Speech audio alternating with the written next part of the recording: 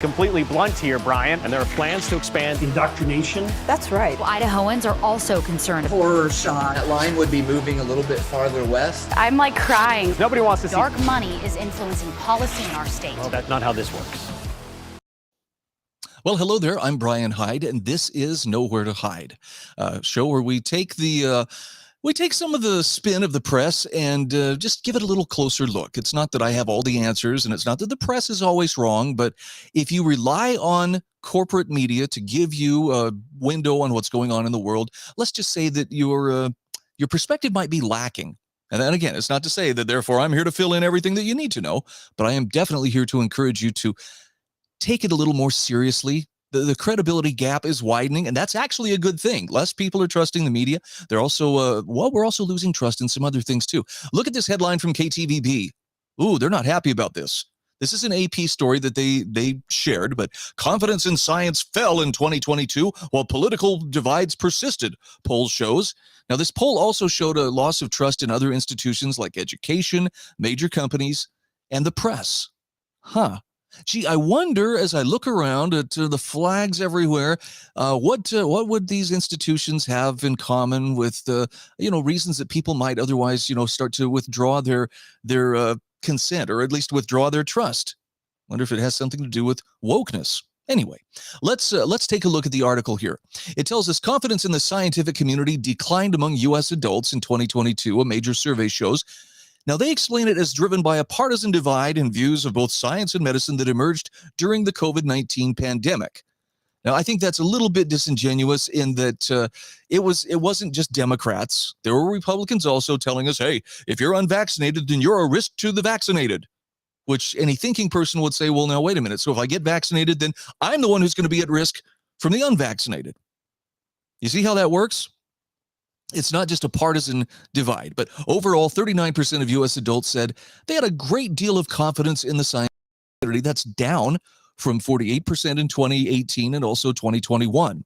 Now, that's according to the General Social Survey, a long-running poll conducted by NORC at the University of Chicago that's monitored Americans' positions, or opinions rather, on key topics since 1972. Now, the article goes on to tell us that an additional 48% of adults in the latest survey reported only some confidence, while 13% reported hardly any, according to an analysis of the survey by the Associated Press NORC Center for Public Affairs Research. The survey showed low confidence levels among Republicans as partisan gaps that emerged during the pandemic era have stuck around. That's according to Jennifer Benz, the center's deputy director. Now, she says it doesn't look all that dramatic when you look at the trends for the overall public, but when you dig into that by people's political affiliations, there's a really stark downturn and polarization. Well, overall, 34% of Americans reported a great deal of confidence in medicine in 2022, compared with 39% before the pandemic. Generally, scientists have enjoyed a high level of trust compared to other groups in the U.S. That's according to John Beasley, who studies public opinion about science at Michigan State University. And even with the latest declines, he says confidence in science is still higher than many other institutions, he pointed out. And, it's the idea that, well, what's true about gravity, is going to be true about gravity, whether you're standing in England or whether you're standing in Alaska. Nonetheless, the latest survey found that distrust has grown for some other groups as well. So there are questions about science, and I'm going to suggest that perhaps the biggest problem is kind of a common one, and that is to the degree that science and the state overlap one another. That's where the trust issues start, because it stops being about science and becomes more about funding, more about keeping grants flowing, or even political power. So when you have to start reporting your findings to the people who are writing you the check, particularly if it's from a government source, you can imagine that it would be pretty easy for those findings to reflect what would favorably influence that funding continuing to flow. By the way, that's not just a blanket indictment of science. That's an understanding of human nature. It's an incentive. And we are beings that operate on incentives, so we shouldn't act like, well, that's totally out of the question. No, it's not. And probably climate science is the biggest example of this. It's all about this anthropomorphic climate change. Only by going back to living in caves and washing our clothes on rocks down by the river, can we save the earth. Oh, and by giving politicians more power and, of course, more of our money. Funny how that works out. The science is unequivocal about this. You can see why some of us might lack a little bit of confidence.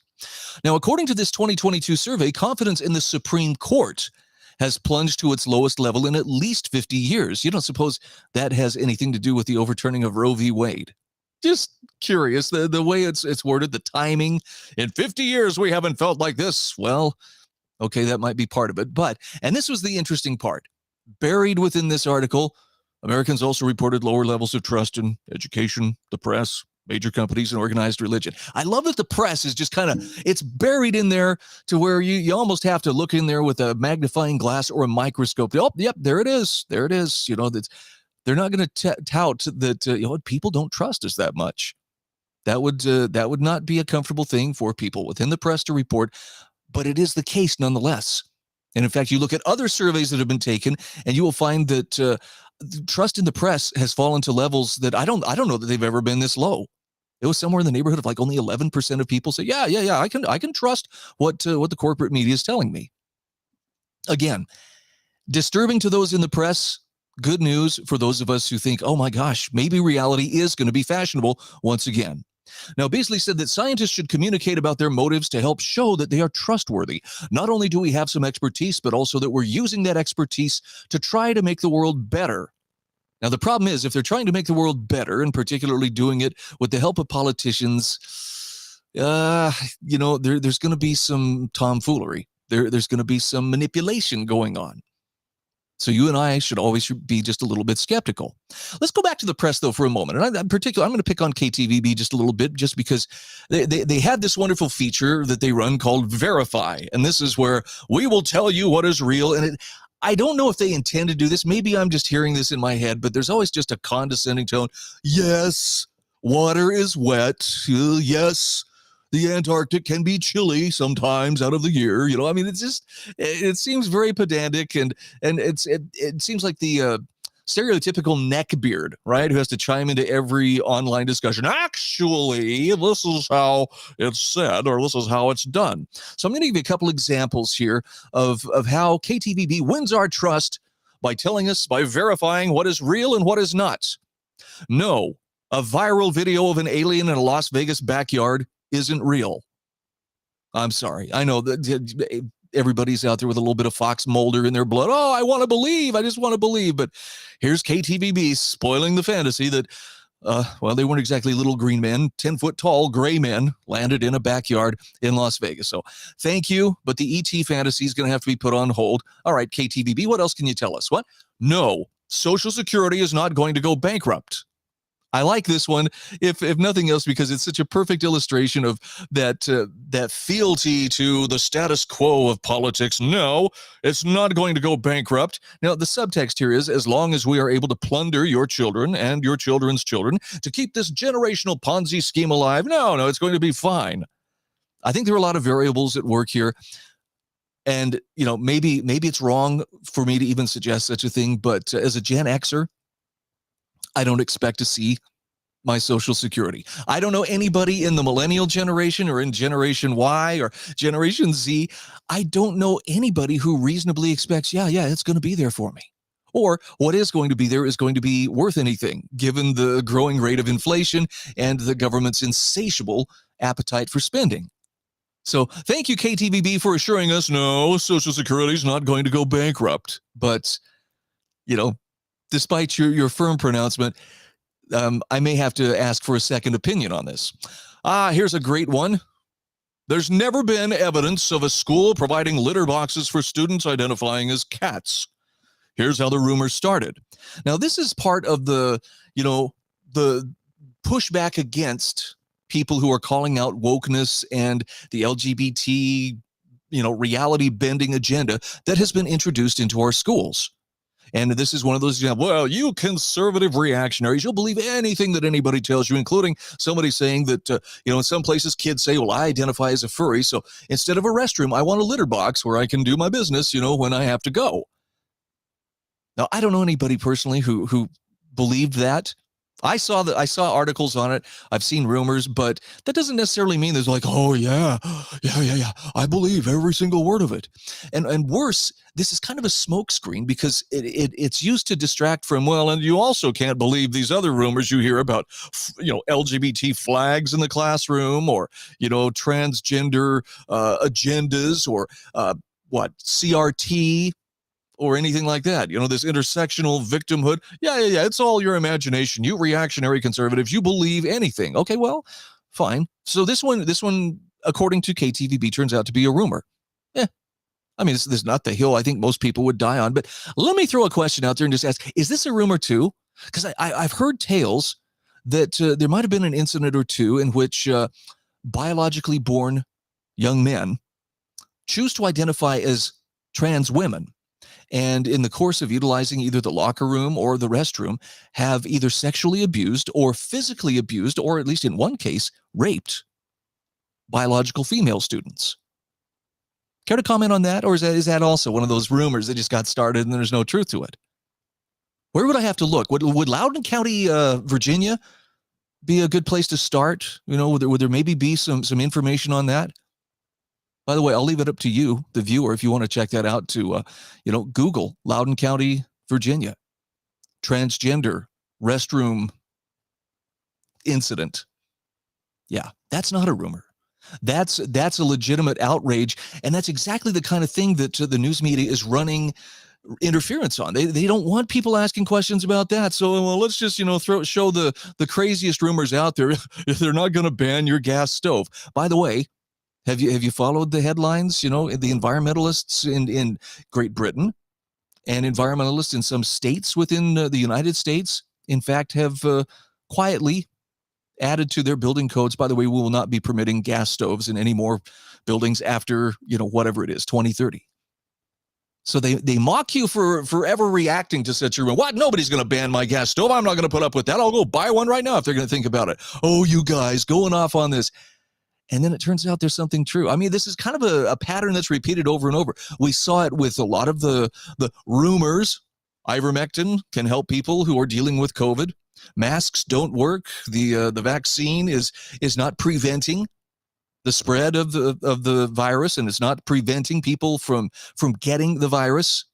Oh, those are just rumors. In fact, this is misinformation. You need to be deplatformed for even saying such a thing. And yet now it's kind of borne out that, yep, that actually is the case. So you can trust, but you better verify things for yourself. And by the way, KTVB, despite your best efforts, your verification still is a little bit lacking. Let me give you another example of it. Look at this headline. Idaho lawmaker Heather Scott escorted out of volatile school board meeting. Oh my gosh, what a troublemaker she must be. If it was a volatile school board meeting, she had to be escorted out. Look, there's a picture of her standing there with a cop. Holy cow. He must have uncuffed her just for the picture. Okay, does it tell us the whole story? Not hardly, but, we're supposed to fill in the gaps. This is kind of like the, bomb threats were made to Target over LGBTQ clothing. We're left to believe, well, it must have been the people who were opposed to having that kid's clothing, with the, rainbow flag motif, or for that matter, devil worship motif. Yeah, it's those reactionary parents, the anti-woke people. They're the ones. No, it was the woke. It was the hardcore LGBTQ plus advocates and activists who started phoning in bomb threats and making other waves because they were angry that Target knuckled under and pulled those displays either to the back of the store or removed them altogether. Huh. Interesting how it's worded like that. Isn't it strange? Kind of a subtle way of, well, it's not like we really reported anything as misinformation. No, you just did it in a way that allows people to come to a wrong conclusion, which seems incongruent for journalists, or at least people that are interested in sharing the truth. Now, as far as the meeting at which this Representative Heather Scott was attending, yes, there was a contentious confrontation. Apparently somebody was trying to snap photographs of her notes or take pictures of what she was doing on her phone. Basically, someone was over her shoulder trying to invade her privacy, and she reacted to that. And I mean, now there may have been physical contact. And look, she didn't beat the crap out of somebody, but there was definitely a reaction, which was likely being provoked. And then, of course, the person who is provoking the reaction now gets to play the victim. I do appreciate Senator Brian Lenny for providing some context on this. He fixed it for us. Instead of saying Heather Scott escorted out a volatile school board meeting, Idaho lawmaker Heather Scott escorted out a volatile school board meeting for her own safety.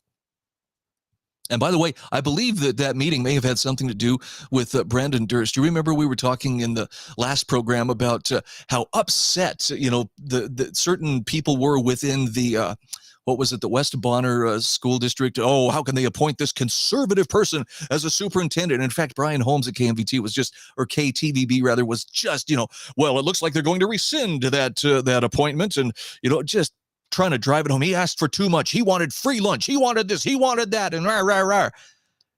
It was purely activism masquerading as journalism. And when the board met, well, I'll let the headline here from Idaho Capital Sun tell you. Idaho's West Bonner School District Board strikes Durst repeal. In other words, they chose not to repeal their appointment of Brandon Durst as the superintendent. Now that upset some people, and I understand that it was the left wingers that were really getting loud and rowdy and bent out of shape over the fact that they weren't being obeyed when they were upset. I mean, how dare you not respond to my victimhood here? How dare you violate me by failing to validate me? So they actually they tabled the contract discussion. I believe they adjourned the meeting quickly because the crowd was getting rowdy. But it's just so funny to see the press was so sure this is a slam dunk. They're going to strip him of that appointment. And no, it didn't happen. Now, it is curious that there's so much concern about this superintendent in a tiny little district. And yet, when people bring up legitimate concerns, about, well, what about some of the really hinky stuff that's finding its way into our system? Not just, is this guy asking for too much in terms of a company vehicle, in terms of how many, sick days, in terms of a free school lunch? Why don't we talk about, what about, a teacher that's been doing sexually suggestive things in front of students? Don't you think that would be worthy of a little bit more in-depth coverage? No, there's a reason I'm asking this. Great article from this is from Anna K. Miller and Scott and this is from the Idaho Freedom Foundation. But a couple of comments on Twitter that first brought this to my attention. Maria Olson Nate said, media's all worked up about Brandon Durst getting a crappy school lunch for free, but they're silent about fourth graders being afraid to go to music class and reports of the teacher being instructed to keep the door open. We're going to give you some explicit reasons why that instruction was given. Brian Allman says, seriously, read the article. Leftists, some of them Republicans, just spent the week screaming about a tiny school district superintendent hire while completely ignoring systemic sexual harassment in a local elementary school. This is the tweet from Anna K. Miller. Parents in a rural Idaho district say a teacher sexualized their elementary-aged children for years. This Lake Ridge elementary teacher would touch himself sexually in front of his students, push his sexuality on kids, force them to perform bizarre rituals, and pledge to the pride flag. So let's go into a little more detail. This is the actual article that you can find at idahofreedom.org. And again, this is from Anna K. Miller and Scott Yennon. Parents of elementary students in a rural Idaho school district have been complaining about an Idaho teacher who sexualizes musical instruction. Parents claim the inappropriate behavior occurred for years before the Nampa School District started an investigation into the teacher. Now, the music teacher, Tony Bradshaw, still is on paid leave, even 6 months after a recent firestorm of well-documented allegations and years of reports ignored by past principals. Lake Ridge Elementary School in the Nampa School District received many complaints about Bradshaw, according to public records acquired by the Idaho Freedom Foundation's Center for American Education. Now, these are complaints about Bradshaw touching himself sexually in front of the students, forcing them to perform bizarre rituals. And I mean, some of those were described as things like, okay, kids, put your head in your hands and you're going to say a word in a different language. Now put my head in your hands and say something in a different language. Weird, but okay, that may not be too over the line. But stuff like pledging allegiance to the gay pride flag. I'm sorry, if that was my kids, I'd be like, it's okay for you to call me and say, come pick me up. You don't have to participate in that. And when parents found out what was going on in the classroom, they filled the school's inbox with emails starting in January of this year. Now, multiple parents stated in emails on January 9th, 11th, and 24th that Mr. Bradshaw taught the students as young as 4th grade about his sexual orientation and the sign language sign for gay. At one point, Mr. Bradshaw made hand gestures, making his hands kiss. Some students responded, ew, and Mr. Bradshaw began yelling at the students, according to an email sent to district officials on January 9th. Another parent stated that the teacher frequently raises his voice at students in the classroom. Now, parents stated in emails to district officials that on January 24th, 27th, and 30th, Mr. Bradshaw asked students to pledge allegiance to a rainbow flag on a bulletin board in place of the American flag.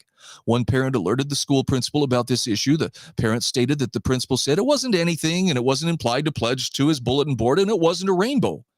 But later that week, that parent saw the rainbow flag on the bulletin board in person during a parent-teacher conference. That doesn't look good, like somebody's not telling the truth. On January 19th, the Board of Trustees voted to put Mr. Bradshaw on paid administrative leave while the school administrators conducted an investigation and they brought recommendations to the board. On January 23rd, the board administration decided to allow Mr. Bradshaw to return to the school, violating the board's decision. After receiving objections from parents and board members, the school administration reversed its decision and continued with an investigation of Mr. Bradshaw. Now, the Nampa School District appears to have violated Idaho's public records law by excluding numerous records in a request submitted to the district in January. So the district claimed there were just 3 documents in fulfillment of the request regarding Mr. Bradshaw's classroom behavior, but over a dozen records obtained through private means reveal that the district excluded pertinent information with no explanation for why they excluded those documents. After being asked about this discrepancy, a representative of the district claimed there was a misunderstanding, that there were actually over 6,000 emails that should have been reviewed pursuant to fulfilling the request. Now, he's still employed. He is still a music teacher, even though he's been suspended for the last 6 months.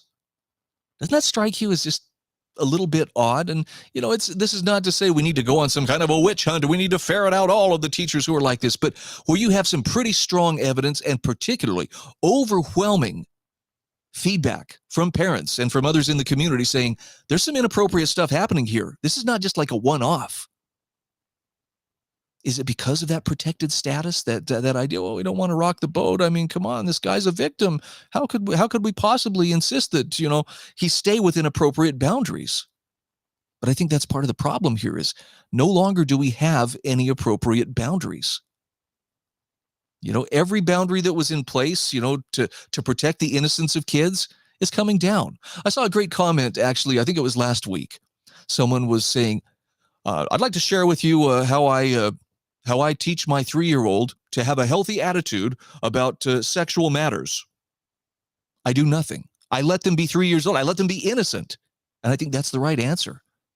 Look, the world is going to find its way into your kid's life soon enough. The best thing that we can be doing as parents is teaching them right from wrong and not trying to chip away at everything that would deny the reality that some things are appropriate and some things are not. Some behavior is appropriate and some behavior is not. But it's become so politicized. I mean, look at the number of fake holidays that are being forced on us now, not because, they bring us together on common ground and yes, this is reason for us to celebrate something that we all share. That's really what holidays used to be about. In fact, if you look back at, the etymological origins, holy days, there were things, that brought people together because this is when we recognize things that are either sacred to us or important to us. But mostly what we get now when the federal government, for instance, designates a new holiday, now we will be celebrating Juneteenth. I mean, look, if you want to celebrate it, knock yourself out. But it doesn't change the fact that that's a fake holiday. Kwanzaa, also a fake holiday. Gay History Month, I believe that's in October, November. Fake. Pride Month, fake as well. Now, this doesn't mean you don't have to celebrate, but again, what's happening is it's coming from the top down, and it's almost mandatory. You aren't flying the flag. Is something wrong? There's suspicion that's being cast on you for not participating. It's not right. And these fake holidays are really centered around, they're about identity politics. Okay, well, let's throw a bone to this group. Let's throw a bone to that group, which the net result is it just ends up dividing people further into little tribes that are all competing for favors from Uncle Big Government, that's going to, show some love to us. That's just wrong. And we shouldn't be made to feel bad for calling that kind of nonsense out. Although, if you do, guaranteed somebody is going to line up to take some shots at you. That's just how it is. Let me give you another example of how everything that came before us was wrong. And this KTVB, thank you for being such a wonderful source of material for this week's show of Nowhere to Hide. Look at that headline down at the bottom. Yes, Sally Ride was the first known LGBTQ plus NASA astronaut. Is that right? Holy cow. Why is that even important? And again, Brian Lenny, Senator Lenny, I got to give him, credit for the assist here. Number one, that term didn't emerge until the 1990s. Number two, she kept it private and didn't use it as a political talking point or as an excuse to groom kids. KTVB fails again. Are we going to go through and remake every single feature, every figure in politics, every figure in history? Well, this was the first known case of a non-binary or neurodivergent philosopher. It's straining everything through today's ideological filters to try to make it fit. And it would be funny if it weren't so sad and if it weren't intended to keep people from seeing the truth. Now, of course, some people get upset, when parents draw the line and say, look, there are some things that are appropriate in school. This whole rainbow flag stuff, pledging allegiance to a rainbow flag, that's just not right. To which you'll hear the response, well, why does what somebody's doing in their own bedroom bother you? And I have to give it to Stone Toss Comics for here. Why do you care about what people do in the privacy of their own bedroom? Yeah, that would reference the latest debacle at the White House, as well as the nice little furry there approaching a child in the background. Very, very true. So let's end with some perspective and on a positive note. This isn't so much about let's get you wound up about who the bad guys are and make sure that they can't walk down the street without people, booing them or throwing trash at them. No, let's just remember that when it comes to putting a protective barrier around the kids, there's a reason why, as parents and as grandparents, we need to take that seriously.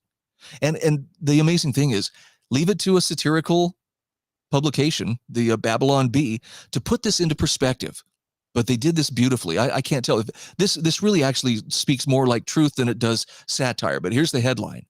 I accomplished nothing today, says mom who spent all day nurturing infinitely precious human souls. I don't think it's wrong to look at kids that way, especially your own kids, and to recognize that, and where necessary to step up and be the protective barrier around them when other people want to hijack them or otherwise manipulate their minds for some reason of their own desires or their own ideology. That's sick and it's wrong. And unfortunately, it's not just happening, in our government schools. It's happening in a lot of our institutions. When's the last time you were able to watch, even a Disney show without some woke message coming through and kind of lecturing you and wagging its finger at you about how these are the attitudes that you have to take on? So hone your own sense of what's right and wrong. Hone your own ability to discern between fact and fiction. I'm pointing out examples of where the media, wonders, where is the trust going? Why don't people trust us? I mean, come on, we're supposed to be the trusted source of news. Well, they betrayed that trust. They become narrative managers. They become propagandists. They become manipulators of public opinion. And they, for the life of them, can't figure out why people won't continue to trust them, even though they're telling us to.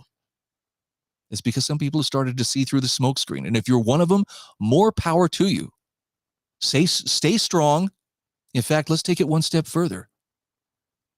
See what you can do to infect at least 3 other people around you with that same desire to inquire about what's going on deeper than simply taking the media at its word. I know it's not illegal, by the way, to do that. It'll scare the folks on the left, but it's not illegal yet. I'm Brian Hyde, and this is Nowhere to Hide. Reporters are biased, the Idaho Press Club are biased, all media, newspaper, radio. To be completely blunt here, Brian, and there are plans to expand indoctrination. That's right. Idahoans are also concerned. Horror shot. That line would be moving a little bit farther west. I'm like crying. Nobody wants to see Dark money is influencing policy in our state. Well, that's not how this works.